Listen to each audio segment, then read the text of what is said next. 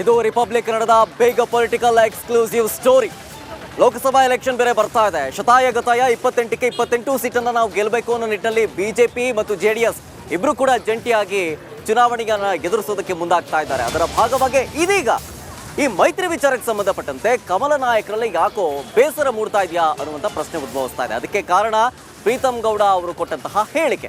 ಹಾಗಾದ್ರೆ ಪ್ರೀತಮ್ ಗೌಡ ಅವರು ಏನು ಹೇಳಿದ್ರು? ಡೀಟೇಲ್ಸ್ ಬರ್ತಾ ಇದೆ. ಲೋಕಸಭಾ ಎಲೆಕ್ಷನ್ನಲ್ಲಿ ಗೆಲ್ಲಬೇಕು ಅನ್ನೋ ನಿಟ್ಟಿನಲ್ಲಿ ಮೈತ್ರಿ ಮಾಡ್ಕೊಂಡಿದೆ ಬಿಜೆಪಿ ಜೆಡಿಎಸ್.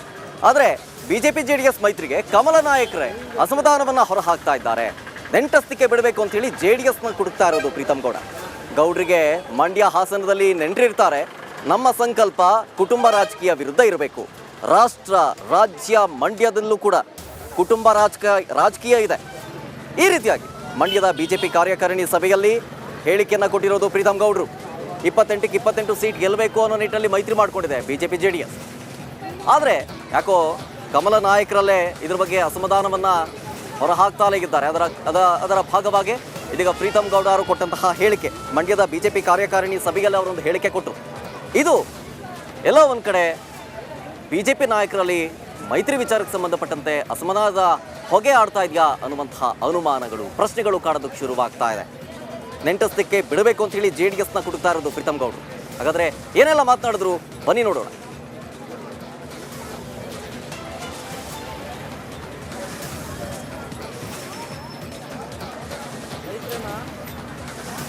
ಅದೇ ಗಮನಿಸ್ತಾ ಇದ್ದೀವಿ, ಒಂದ್ ಕಡೆ ಕಾಂಗ್ರೆಸ್ 20ಕ್ಕಿಂತ ಹೆಚ್ಚು ಸೀಟ್ ಗೆಲ್ಲಬೇಕು ಅನ್ನೋ ನಿಟ್ಟಿನಲ್ಲಿ, ಜೊತೆಗೆ ಸೂಕ್ತ ಅಭ್ಯರ್ಥಿಗಳನ್ನ ಕಣಕ್ಕಿಳಿಸಬೇಕು ಅನ್ನೋ ನಿಟ್ಟಿನಲ್ಲಿ ಹುಡುಕಾಟವನ್ನು ನಡೆಸ್ತಾ ಇದೆ. ಜೊತೆಗೆ ಈಗ ಪೊಲಿಟಿಕಲ್ ಡೆವಲಪ್ಮೆಂಟ್ಗಳು ಏನೇನು ಆಗ್ತಾ ಇದೆ ಅನ್ನೋದನ್ನ ಗಮನಿಸ್ತಾ ಇದ್ದೀರಿ. ಅದರ ಭಾಗವಾಗಿ ಇದೀಗ ಬಿಜೆಪಿ ಕೂಡ ಅಷ್ಟೇ, ಬಿಜೆಪಿ ಮೈತ್ರಿ ಮಾಡ್ಕೊಂಡು 28ಕ್ಕೆ 28 ಸೀಟ್ ಕ್ಲೀನ್ ಸ್ವೀಪ್ ಮಾಡಬೇಕು ಅನ್ನುವಂತಹ ಟಾಸ್ಕನ್ನು ಇಟ್ಕೊಂಡಿದೆ.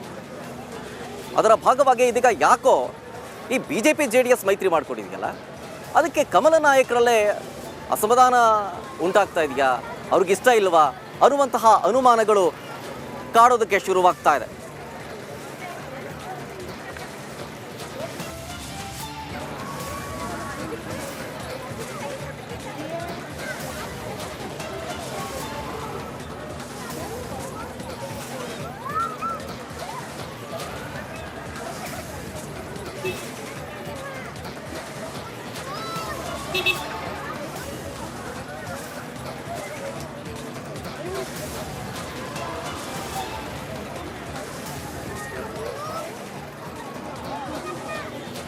ಇದ್ರ ಬಗ್ಗೆ ಹೆಚ್ಚಿನ ಡೀಟೇಲ್ಸ್ ಕೊಡ್ತಾರೆ ನಮ್ಮ ಮಂಡ್ಯ ಪ್ರತಿನಿಧಿ ಆನಂದ್ ನೇರ ಸಂಪರ್ಕದಲ್ಲಿ. ಆನಂದ್, ಒಂದ್ ಕಡೆ 28ಕ್ಕೆ 28 ಸೀಟ್ ಗೆಲ್ಲಬೇಕು ಅನ್ನೋ ನಿಟ್ಟಿನಲ್ಲಿ ಬಿಜೆಪಿ ಸಕಲ ರೀತಿಯಲ್ಲೂ ತಯಾರನ್ನು ಮಾಡ್ಕೊಳ್ತಾ ಇದೆ, ಮೈತ್ರಿ ಮಾಡ್ಕೊಂಡಿದೆ.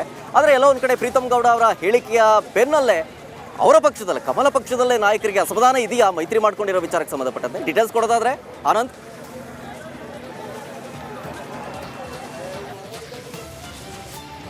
ಶರತ್, ಖಂಡಿತವಾಗ್ಲೂ ಏನು ಮೈತ್ರಿ ಮಾಡ್ಕೊಂಡು ಯಾವಾಗ ಬಿಜೆಪಿ ಹಾಗೂ ಜೆಡಿಎಸ್ ಮೈತ್ರಿ ಮಾಡ್ಕೊಳ್ತು ಆ ಒಂದು ಸಂದರ್ಭದಲ್ಲೇ ಒಂದು ಅಷ್ಟು ನಾಯಕರುಗಳು ಮೈತ್ರಿಯನ್ನು ವಿರೋಧ ಮಾಡಿದರು. ಅದರಲ್ಲೂ ಕೂಡ ಪ್ರೀತಮ್ ಗೌಡ ಸೇರಿದಂತೆ ಈ ಮಂಡ್ಯ ಜಿಲ್ಲೆಯ ಮಾಜಿ ಶಾಸಕರಾದಂಥ ಕೆ.ಸಿ. ನಾರಾಯಣಗೌಡರು ಕೂಡ ಅಸಮಾಧಾನವನ್ನು ಹೊರಹಾಕಿದ್ರು. ಅದರಲ್ಲೂ ಕೂಡ ಕೆ.ಸಿ. ನಾರಾಯಣಗೌಡರು ಬಹಿರಂಗವಾಗಿ ಅಸಮಾಧಾನ ಹಾಕೋದ್ರ ಜೊತೆಗೆ ಮಂಡ್ಯ ಕ್ಷೇತ್ರವನ್ನೇನಾದರೂ ಜೆಡಿಎಸ್ಗೆ ಬಿಟ್ಕೊಟ್ರೆ ನಾನು ಪಕ್ಷವನ್ನು ಬಿಡ್ತೀನಿ ಅಂತ ಬಹಿರಂಗವಾಗಿ ಹೇಳಿದರು.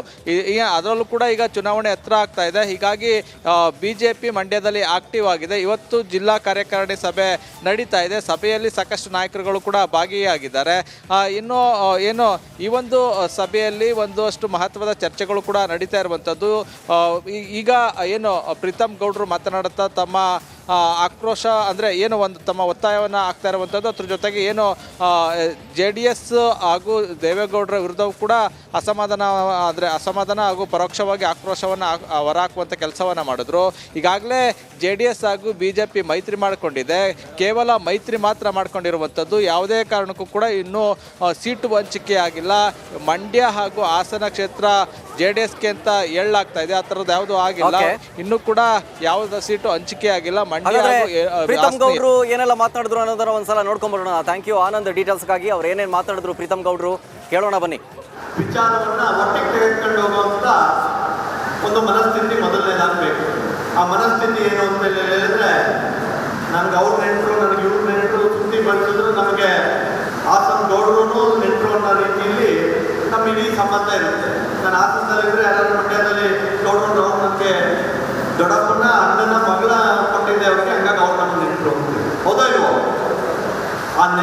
ಘನತೆಯನ್ನು ಮೀರಿ, ವೈಯಕ್ತಿಕ ವಿಶ್ವಾಸವನ್ನು ಮೀರಿ ನಮಗೆ ಪಕ್ಷ ಬೇಕು, ಆ ಪಕ್ಷಕ್ಕಿಂತ ದೇಶ ಮುಖ್ಯ ಅನ್ನೋ ಭಾವನೆ ಬರಬೇಕು ಅಂತ ಹೇಳಿದ್ರೆ ನಮ್ಮೆಲ್ಲರ ಮನಸ್ಥಿತಿ ಒಂದೇ ರೀತಿಯಲ್ಲಿ ಇರಬೇಕು. ಆ ಮನಸ್ಥಿತಿ ಸಮಾಜವನ್ನು ಕಟ್ಟೋ ರೀತಿಯಲ್ಲಿ ಇರಬೇಕು. ಮತ್ತು ಏನು ಕುಟುಂಬ ರಾಜಕಾರಣ ನಡೀತಾ ಇದೆ ಇಡೀ ದೇಶದಲ್ಲಿ, ಆ ರಾಜ್ಯದಲ್ಲೂ ಸೇರಿದಂತೆ ಮಂಡ್ಯದಲ್ಲೂ ಸೇರಿದಂತೆ ಪ್ರತಿ ಭಾಗದಲ್ಲೂ ಏನು ಕುಟುಂಬ ರಾಜಕಾರಣ ನಡೀತಿದೆ, ಆ ಕುಟುಂಬದ ರಾಜಕಾರಣದ ವಿರುದ್ಧ ನಮ್ಮ ಸಂಕಲ್ಪ ಇರಬೇಕು. ನಮ್ಮೆಲ್ಲರ ವಿಚಾರವನ್ನು ಒಂದು ಕ್ರಮಕ್ಕೆ ಮುಂದಾಗಿದೆ. ಆ ಕ್ರಮ ಏನು ಅಂತ ಹೇಳ್ತೀವಿ.